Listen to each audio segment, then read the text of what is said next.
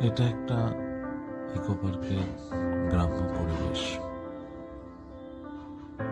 যেখানে অনেক রকমের রিয়েলিস্টিক মূর্তি রয়েছে। একেবারে পুরো মনে হবে যে রিয়েল।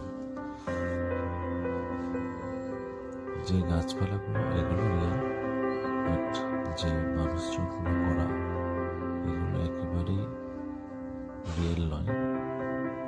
বাট দেখলে মনে হবে পুরোপুরি রিয়েল। গ্রামের এত সুন্দর পরিবেশ দেখলে যে কারোরই মন মুক্ত হয়ে যাবে। অসাধারণ এক পরিবেশ। এই ঠান্ডায় ঘুরতে যাবার এক অসাধারণ জায়গা।